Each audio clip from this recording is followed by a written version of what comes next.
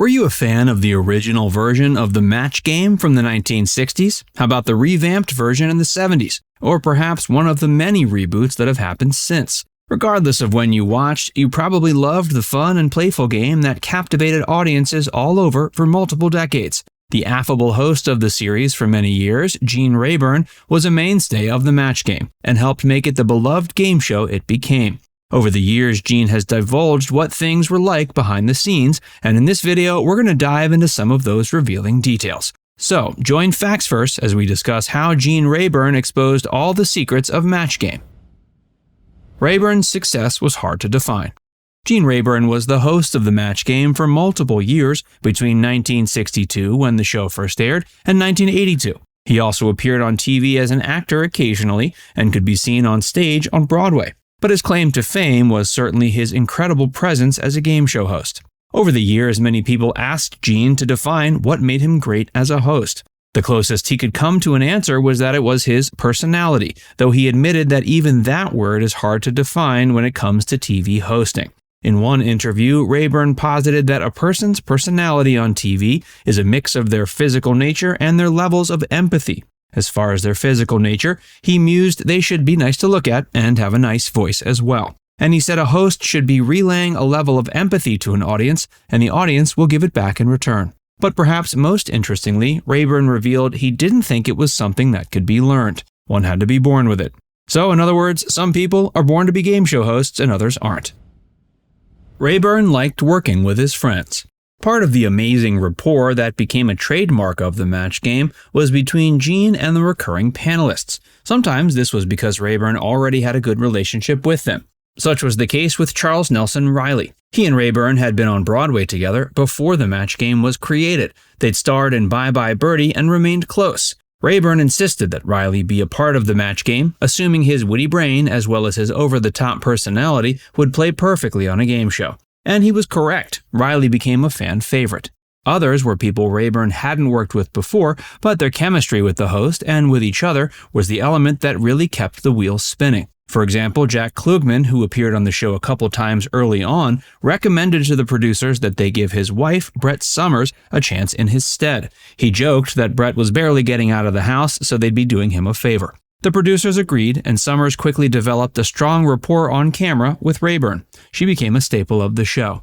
And Richard Dawson, an actor and comedian from England, was another regular on the show whose personality gelled perfectly with Rayburn. As such, it almost felt like a family. You'd see some people rotate in and out, but the core family of Rayburn with Dawson, Reilly, and Somers was a constant. And not only did the regulars have a great rapport with Rayburn, they also had a fun dynamic with each other.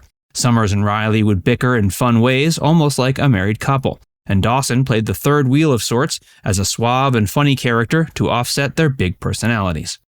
Before we tell you more, be sure to give this video a like and subscribe to Facts First if you haven't already. Now let's talk about some more behind the scenes of the match game. Marathon filming. Since Gene Rayburn didn't want to commute every day from his Cape Cod home to Los Angeles, not that that would even be possible, the producers came up with a schedule that would be easiest on him. Rayburn flew to LA every other Friday. Then the production crew would assemble over the weekend and they'd tape 12 shows back to back. Now, this method was certainly more economical, time-wise, but it did tend to lead to a more inebriated group of on-camera talent. Apparently, it was common for the guests and Rayburn to booze it up a bit during the break for lunch and dinner. After all, it was the weekend. So that meant everyone was a lot more relaxed, if you will, than they would have been otherwise. A connection to Mad Magazine. One of the question writers on Match Game, Dick DeBartolo, also freelanced as a writer for the legendary comedic Mad Magazine. At one point, towards the end of the first year, DeBartolo was told it was likely the show was going to get the axe the next year, due to declining ratings. So he came up with an idea from his other job. He proposed Match Game incorporate some of the silliness of Mad Magazine.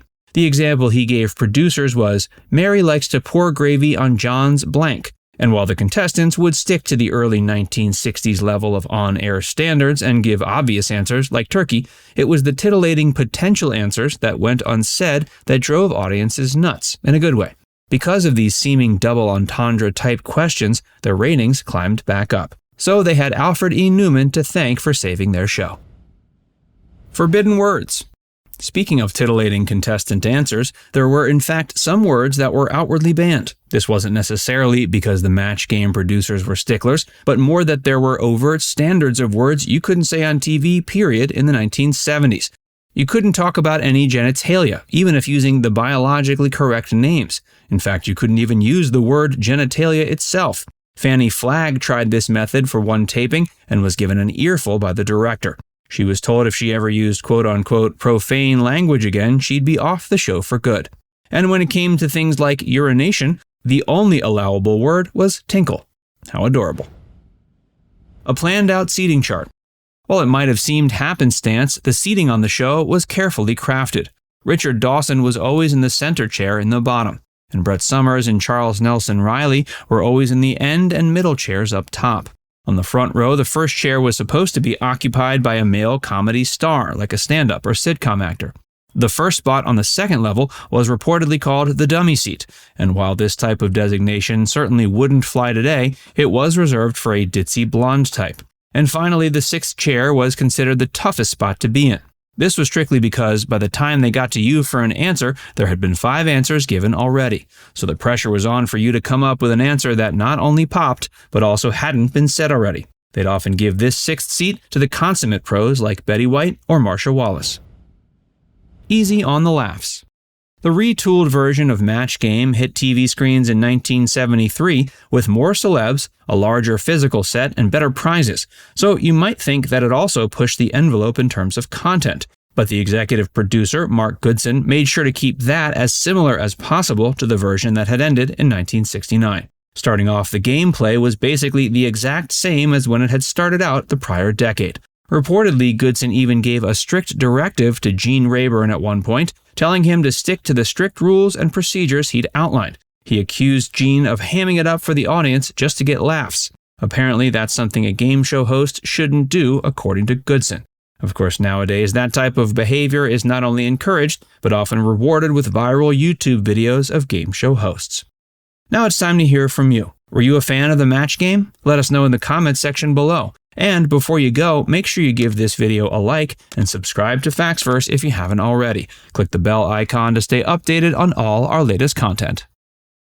By the way, if you haven't joined Factsverse as a member yet, be sure to look below this video and click the join button. By becoming a paid member of Factsverse, you'll get access to exclusive video content that you won't find anywhere else.